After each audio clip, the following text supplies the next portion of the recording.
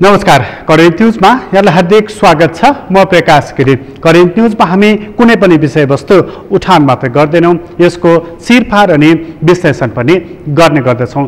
नेकपा एमाले भित्रको विग्रह अब मिलाउने भनेर त्यहाँ दुवै पक्षका नेताहरू सक्रिय रूपमा लागेका छन्। उनीहरू यसरी लागेका छन् कि अब पार्टी नमिलाए पार्टीको मात्र होइन, हाम्रै पनि अस्तित्व समाप्त हुन्छ भनेर बीचका नेताहरू सक्रियतापूर्वक लागेका छन्। अनौपचारिक छलफल निकै धेरै बाक्लिएको छ।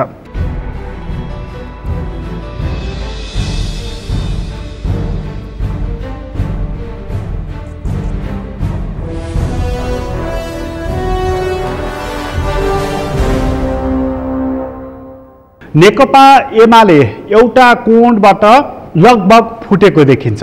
प्राविधिक रूपमा मात्रै एक भएको नेकपा एमाले टुट्ने कि फुट्ने त्यो दोसारमा रहेको छ। तर बीचको मध्यम तहका नेताहरू यसलाई हामी कुनै हालतमा टुक्रिन दिँदैनौँ, फुट्न दिँदैनौँ, जुटाउँछौँ भनेर कसम खाँदै निकै धेरै कसरत गरिरहेका छन् दुवै पक्षका नेताहरू। छलफल, संवाद, अन्तर्क्रिया, नमिलेका जोड कोणहरू खोज्ने कोसिसमा लागेका छन्। यो सबै खालको कुराबाट नेकपा एमाले कसरी मिलाउने त, सहमतिको बिन्दु के हो त भनेर उनीहरू अहिले पहिल्याउने कोसिस गरिरहेका छन्। त्यसमा गठन गरिएको कार्यदलले अलिकति काम पनि गर्न थालेको छ। त्यो कार्यदलले जेठ 2 गतेमा पुर्याउने नेकपा एमालेलाई भन्ने एक किसिमको निदो गरिसकेको छ। तर जेठ 2 र जेठ 3 को बीचको अवधिमा जब नेकपा बन्दाखेरि नेकपा माओवादी केन्द्रबाट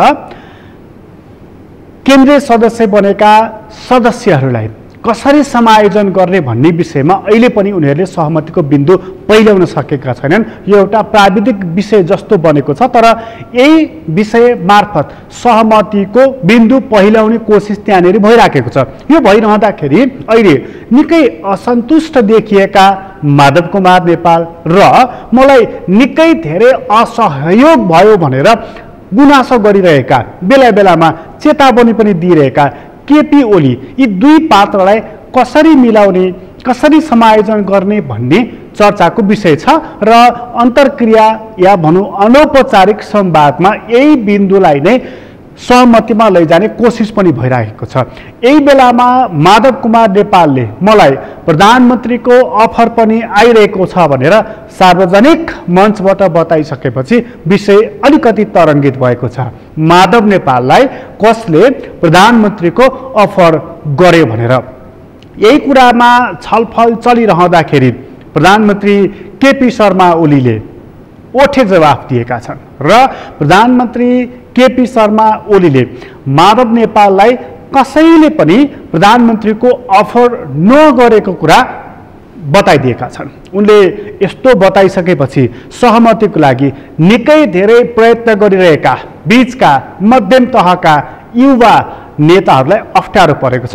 अब कसरी यो कुरा मिलाउने भनेर एकातर्फ माधव नेपाल दिइसकेको वचन तोड्न सक्दिन भन्ने, अर्कोतर्फ प्रधानमन्त्रीको अफर कसैले पनि माधव नेपाललाई गरेको छैन भनेर रुखो जवाफ दिने यी दुई नेताहरू जो दुईतिर फर्केर बसेका छन्, त्यसलाई नेकपा एमालेका मध्यम तहका नेताहरूको सक्रियताले कति सार्थक प्रयास होला त? आजको अङ्कको मूल हाम्रो विषय यो रहनेछ। सुरुवातमा चाहिँ प्रधानमन्त्री केपी शर्मा ओलीको यही भनाइ नै हामी प्रस्तुत गर्दैछौँ।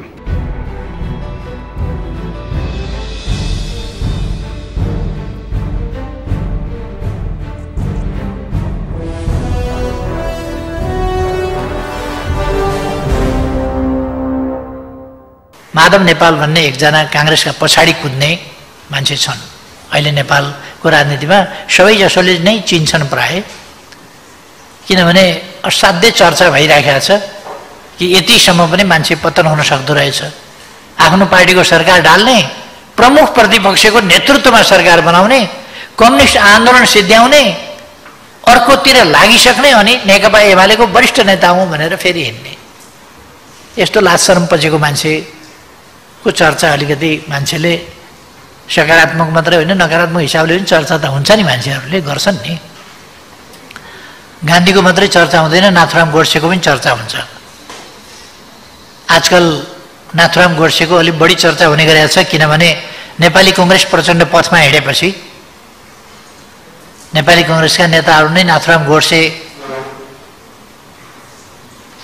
खोजी गर्दा भेटिएन नाथुराम गोडसे भने आफै हुने भन्ने तहमा पुगेको भनेको प्रचण्ड पथ नै अँगालेको।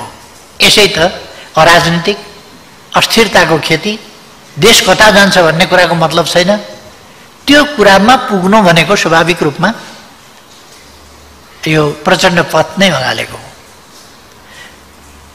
प्रचण्ड पथ यति व्याप्त अहिले भइसक्यो, नेपाली कङ्ग्रेसले अँगालेपछि, त्यसलाई आफ्नो मार्गदर्शक सिद्धान्त कङ्ग्रेसले बनाएपछि अहिले प्रचण्ड पथ सुप्रिम कोर्टमा पनि चर्चा हुन्छ।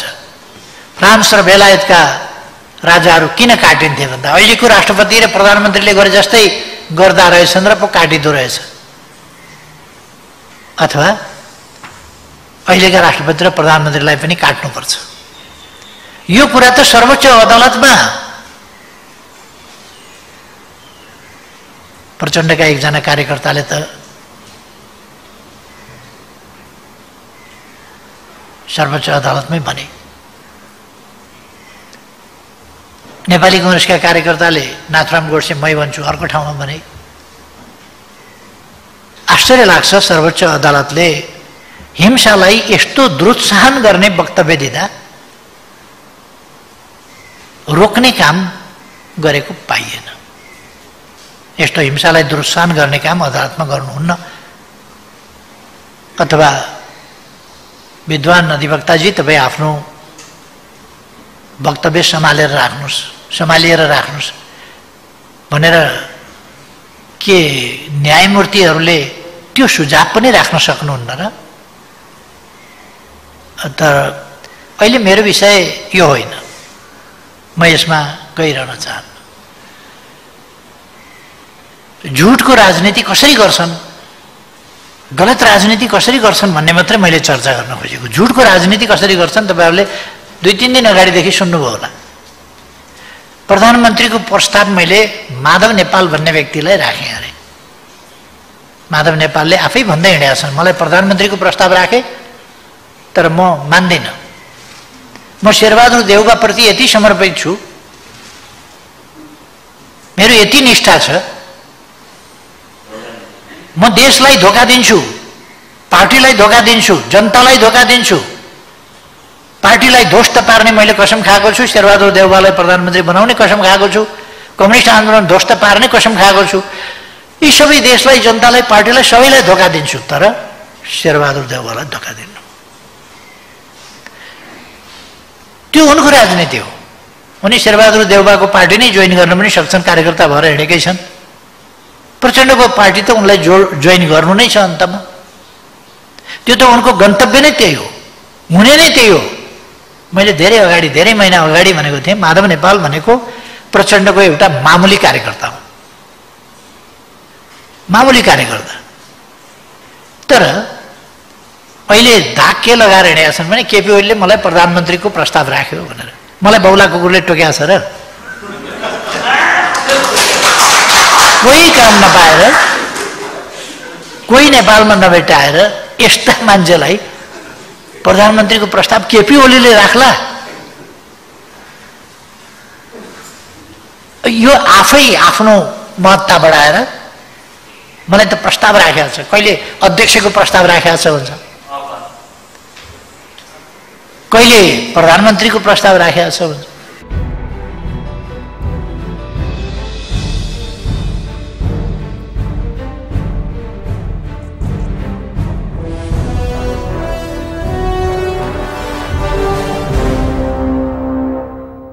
प्रधानमन्त्री केपी शर्मा ओलीले लगभग ओठे जवाफ दिएका छन् माधव नेपाललाई र तिनै माधव नेपाल केही दिन अघिसम्म भन्दै थिए कि केपी ओली सच्चिएर आएको खण्डमा नेकपा एमालेमा उनको लागि स्थान हुन सक्दछ भनेर।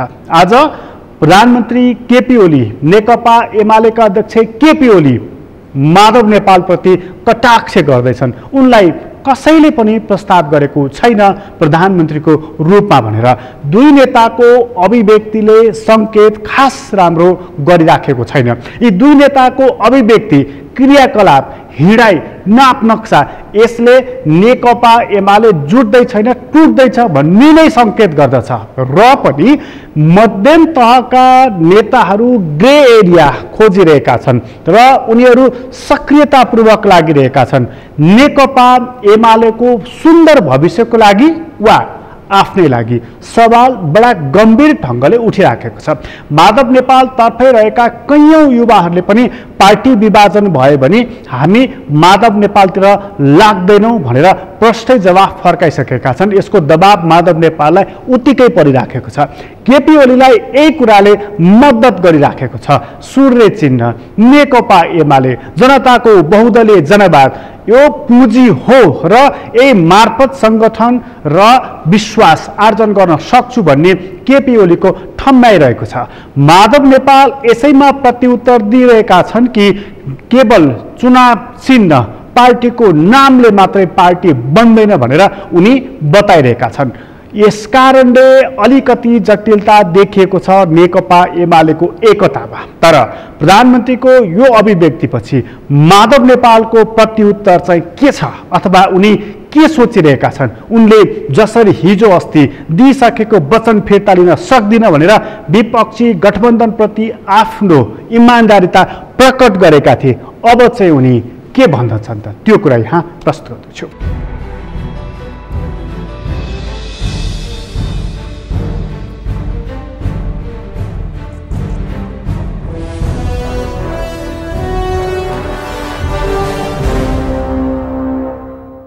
हामी आफै अरूको मान सम्मानको कुरा गर्छौँ तर हामी आफै त्यसको र यसमा नम्बर 1 को छ भनेर खोज्दाखेरि त्यो आज हिजोको चाहिँ हाम्रा सम्माननीय प्रधानमन्त्रीजीको अभिव्यक्ति, उहाँको भाषण तपाईँहरू सबैले रेकर्ड गरेर राख्नु होला। बडो मननीय छ, ध्यान दिने लायक छ, राम्रा राम्रा कुराहरू बोल्नुभएको होला। हिजोको पनि आजको पनि म पनि खोजिरहेको छु सबै कुराहरू ध्यान दिनुपर्ने खालको रहेछ, ध्यान दिनुपर्ने खालको रहेछ। सबैले सिक्नै पर्छ, तर पोजिटिभली सिकाउँ या नेगेटिभली सिकाउँ आफ्नो ठाउँमा छ, तर सिक्नु चाहिँ पर्छ। मलाई बोलाएर कोले टोकेको छ भने यस्ता खालका कति राम्रा कुराहरू उहाँले भन्नुभएको छ, त्यो सबैको ध्यान जाओस्। म धेरै कुरा भन्न चाहन्छु, तपाईँहरू विद्वान भएर एक एक कुराको जानकारी हुन्छ। कतै घटना घट्नु पाएको हुँदा तपाईँ तुरुन्त थाहा पाइहाल्छ, तुरुन्त थाहा पाउने परिस्थिति हुन्छ। यसर्थमा हामी यो मुलुकलाई सुन्दर बनाउन चाहन्छौँ। यस सिलसिलामा तपाईँले विभिन्न देशको उदाहरण पनि अगाडि सार्नु भएको छ, विगतको सन्दर्भ पनि अगाडि सार्नु भएको छ, विगतमा तपाईँले गर्नु भएन भन्ने खालको कुरा पनि अगाडि सार्नु भएको छ, नामै काटेर पनि भन्नुभएको छ। अब त्यसको कतिवटा स्पष्टीकरण दिँदै जाउँ। स्पष्टीकरण दिँदाखेरि पनि भइरहनुहुन्छ के कपिलजी, कतिवटा गरौँ, त्यो सबै एउटा तपाईँहरूको जनताको अदालतमा हामी त उत्रिन तयार नै छौँ, उभिन तयार छौँ। तपाईँहरूले त्यस्तो गर्नु छ भने कति घन्टाको त्यस्तो चाहिन्छ, तथ्य प्रमाण विधि विधि घटनाक्रमहरू सबै सही हो, आउन पनि तयार छु। यहाँ मैले भनिरहनु पर्दैन कि मैले म एउटा दायराभित्र भाग लिएको मान्छे, अरूभन्दा फरक मेरो स्थिति छ। किन भन्दाखेरि म स्वतन्त्रको एउटा पार्टीको नेताको रूपमा आइरहेको छु। एउटा अप्ठ्यारो अवस्थामा, सङ्क्रमणकालीन अवस्थाको बाढमा रहेको एउटा व्यक्ति नेताको रूपमा या हाम्रो विचार समूहको रूपमा हामी रहेका छौँ।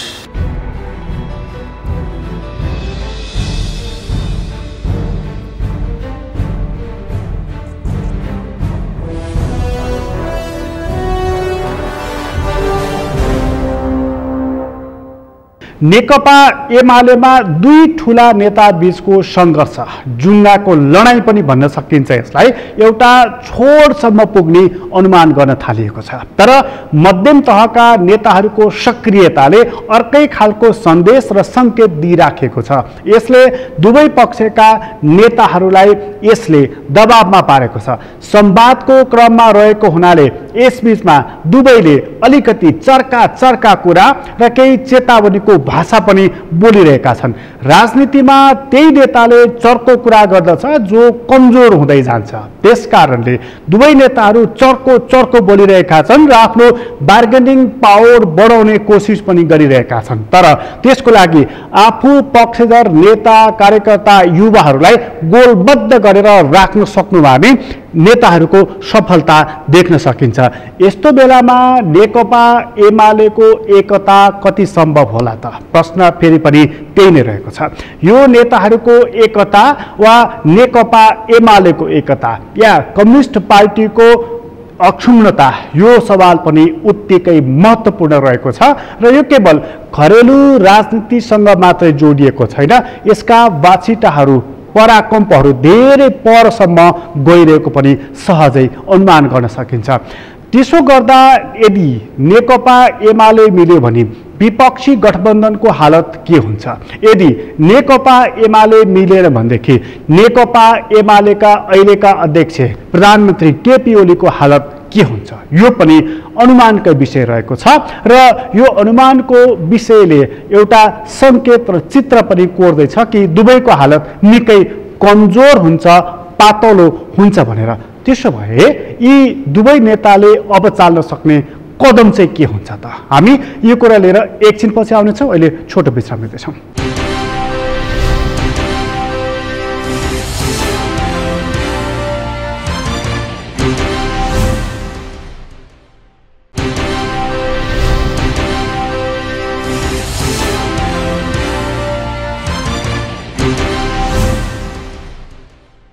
विश्रामपछि पुनः स्वागत छ। हामी करेन्ट न्युजमा छौँ र करेन्ट न्युजमा चर्चा गर्दैछौँ नेकपा एमालेको एकताको सन्दर्भमा।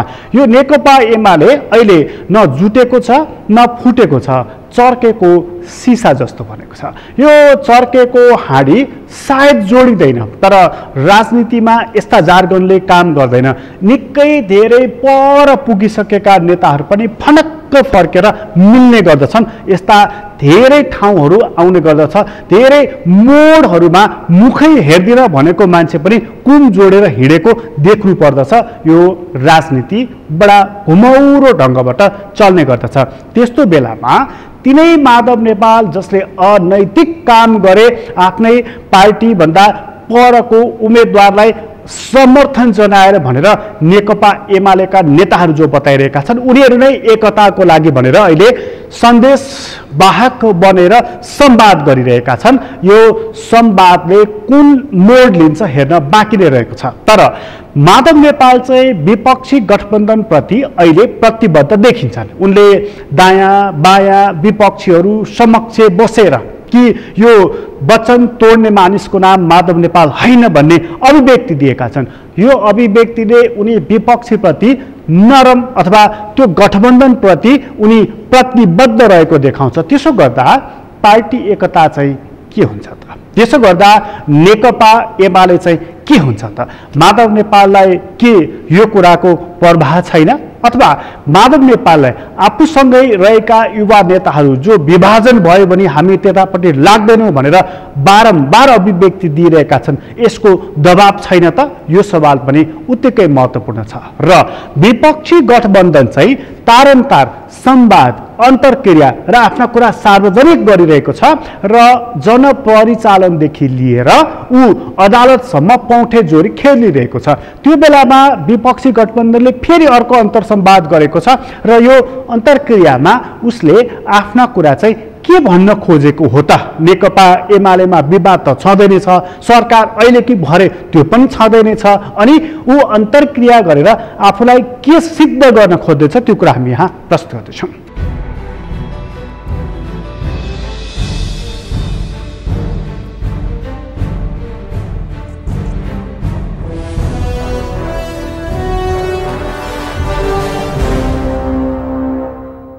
यत्रो राष्ट्रवादी छवि भनेर चाहिँ भ्रम दिन सक्ने मान्छे अहिले लम्पसार परेर आत्मसमर्पण गरेर कस्ता मान्छेलाई लहर मन्त्री, उप प्रधानमन्त्री कोसँग आत्मसमर्पण गरेर यो संविधानमाथि यो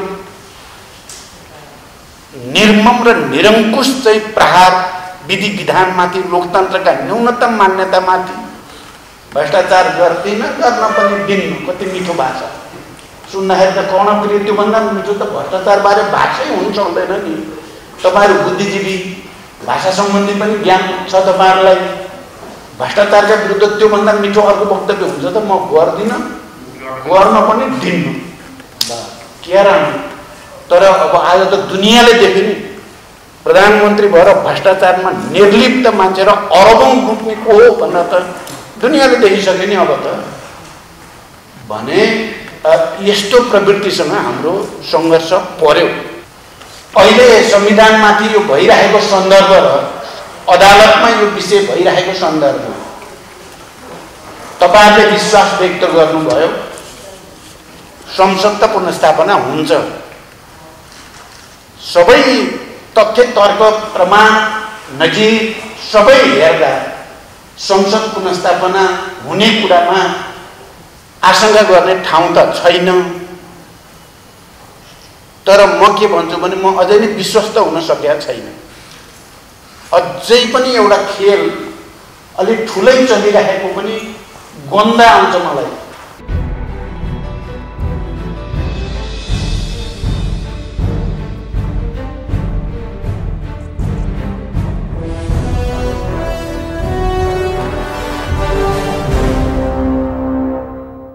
विपक्षी गठबन्धन जनपरिचालन भन्ने शब्द प्रयोग गर्दै सडकसम्म पुग्न थालेको छ र आफ्नो विद्यार्थी फाँटलाई उसले सडकमा उतारिदिएको छ। विद्यार्थीहरूले एकमतो गरेका छन् र अब हामी सडकमा उत्रन्छौँ भनेर उनीहरूले आफ्नो भनाइ सार्वजनिक गरिसकेका छन्। यी 4-5 विद्यार्थी सङ्गठनहरू सडकमा उत्रेर के सिद्ध गर्न खोज्दैछन्? माओ पार्टीमा देखिएको विमति, माओ पार्टीको इसारा, यी दुवै कुरा बोकेर उनीहरू सडकमा आएका हुन् वा उनका मुद्दा शैक्षिक पनि छन्? सवाल यहाँनिर पनि रहेको छ।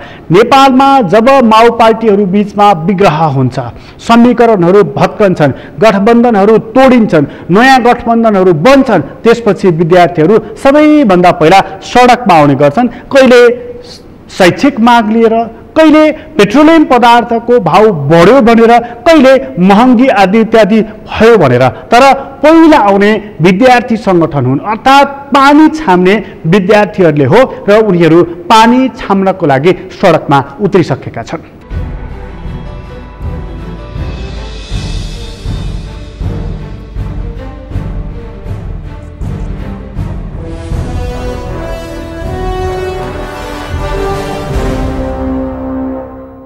हामीले 15 गते त्रिभुवन विश्वविद्यालयमा डेलिगेसन जाने, राष्ट्रिय परीक्षा बोर्डमा डेलिगेसन जाने, यो लकडाउनको कारणले गर्दाखेरि यति धेरै विद्यार्थीहरू परीक्षाबाट वञ्चित भएका छन्, पढाइहरू पुरा भएको छैन र विश्वविद्यालयले अनेकौं सूचनाहरू निकालेको छ जसको कारणले विद्यार्थीहरूले परीक्षाको फारम पनि भर्न पाएका छैनन्। एमफिल पिएचडी लगायतका शुल्कहरू बढेको भनेर एकाएक सूचनाहरू आएका छन्। त्यसैले गर्दा सबभन्दा पहिला हामी भोलि विश्वविद्यालयमा जान्छौँ, राष्ट्रिय परीक्षा बोर्डमा जान्छौँ। त्यस एवं तरिकाले सबै विश्वविद्यालयहरूमा विद्यार्थीको हक र अधिकारको विषयलाई लिएर हामी चाहिँ डेलिगेसन जाने, मागपत्र बुझाउने र विद्यार्थीहरूलाई सहयोग पुर्याउने भनेर हामीहरूले भनेका छौँ। त्यस पछाडि अहिले यो प्रतिगमन भयो, संसद विघटन भयो र त्यसको मुद्दा सर्वोच्च अदालतमा छ। अदालतमा त्यो मुद्दाको फैसला नआउँदाखेरि आज तमाम क्षेत्रहरू अस्तव्यस्त भयो। जस्तो तपाईँले हेर्नुहोला, यत्रो लामो समय हामीले लकडाउन गऱ्यौँ, हाम्रो चाहिँ आर्थिक अर्थतन्त्र सबै अस्तव्यस्त ध्वस्त भयो, लकडाउन भयो। त्यसको विकल्प आज संसारभरि अरू सबै देशहरूले खोजिसके, तर हामीले अहिले पनि त्यसको विकल्प खोज्न हामी तयार भएनौँ। खोप नै यसको अन्तिम विकल्प थियो, तर खोपमा हामीले सुनिरहेका छौँ राज्यले संरक्षण गरेका कतिपय माफियाहरू, कतिपय कमिसनखोरहरूको कारणले गर्दाखेरि समयमा चाहिँ खोप आउन सकेन। आज संसारभरिको जनसङ्ख्यालाई पुग्ने खोपहरू उत्पादन भइसकेको छ, तर हाम्रो देशको सरकारले जिम्मेवार ढङ्गबाट खोप उपलब्ध गराउने र यो लकडाउनको विकल्प खोज्ने, महामारीको विकल्प खोज्ने र जनजीवन सामान्यतिर फर्काउने कुरामा चासो देखाएन। अर्कोतर्फ हेर्नुहोस्, पेट्रोलियम पदार्थको मूल्य वृद्धि बढ्यो जसको कारणले गर्दाखेरि यत्रो धेरै बजारमा महँगी बढेको छ, कालाबजारी भएको छ। भ्रष्टाचारको कुरा गर्नुहुन्छ भने हेर्नुहोस् तपाईँ, स्वास्थ्य सामग्रीहरूमा समेत चाहिँ कमिसनका कुराहरू भएका छन्।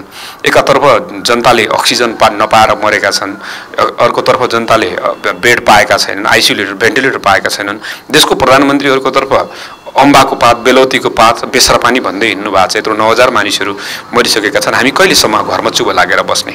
पढाइमा नपढाएको शुल्क विद्यालयहरूले लिइरहेको छ। उच्च स्तरीय शिक्षा आयोगको प्रतिवेदन हराएको छ। त्यसको आधारमा सङ्घीय शिक्षा ऐन आएको छैन। स्वास्थ्य, शिक्षा, रोजगार सबै अस्तव्यस्त भएको छ। सबै क्षेत्र ठप्प भएको छ। हामी कहिलेसम्म चुप लागेर बस्ने? त्यो कारणले गर्दाखेरि हामीले जति सक्दो चाँडो यो राजनीतिक जुन अकर्मण्यता छ यसको हल हुनुपर्छ। देशले चाँडो राजनीतिक निकास पाउनुपर्छ।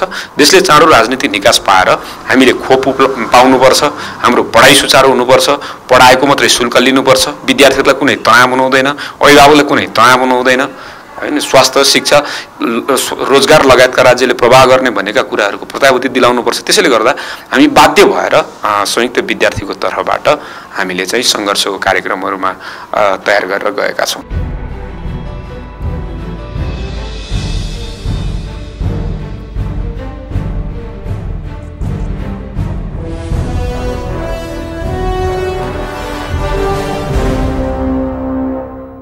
ठुला पार्टीहरूको बीचमा विग्रह देखा परेको छ र त्यो विग्रह देखा पर्दाखेरि यी ठुला पार्टीहरू तिनै पार्टी हुन् जसले यो संविधान ल्याउनको लागि प्रयत्न गरेका थिए, यो व्यवस्था ल्याउनको लागि सडकमा उत्रिएका थिए, कतिले छातीमा गोली पनि थापेका थिए।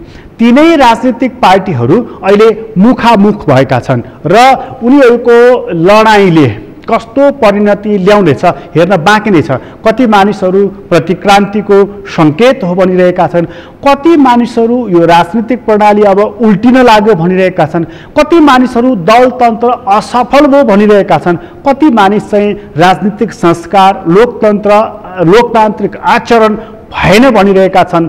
यी राजनीतिक दल चाहिँ के भन्दछन् त? उनीहरूको मूल्याङ्कन चाहिँ के हो त? अब हेरिनुपर्ने कुरा यो रहेको छ। र नेपालमा लोकतान्त्रिक आन्दोलन गर्नको लागि सफलता हासिल गर्ने तर आन्दोलनपछि त्यो उपलब्धिलाई रक्षा गर्नको लागि बारम्बार दलहरू असफल हुने कारण के हो त? यो कुराको खोजी राजनीतिक दलहरूले गर्न जरुरी छ। यसपटक पनि व्यापक रूपमा यसबारेमा चर्चा हुन थालिसकेको छ। त्यसकारणले राजनीतिक प्रणाली नै उल्टिन्छ कि क्या हो, अथवा राजनीतिक प्रणाली उल्टाउनका लागि भएको यो रिहर्सल त होइन भन्ने जुन प्रश्न छ यसको उत्तर पनि यिनै राजनीतिक पार्टीले दिनुपर्नेछ। केवल दल फुट्ने कुरा छैन त्यहाँ, केवल संविधानका एउटा धारा, दुईटा धारा, तीनटा धाराहरूमा खात परिरहेको अवस्था छैन। यहाँ आन्दोलनका उपलब्धिहरू नै गुन्छन् कि भन्ने प्रश्नहरू छन् र त्यो प्रश्न एउटा दुईटाको कारणले होइन, यी राजनीतिक दलहरू जो एक आपसमा यदुवंशीय लडाईँ लडिरहेका छन् यसको कारणले। उत्तर कसले दिने? करेन्ट न्युज अहिलेलाई यति नै। करेन्ट न्युजबाट म प्रकाश श्रीलाई बिदा दिनुहोस्। सगरमाथा टेलिभिजन हेर्दै गर्नुहोला। नमस्कार।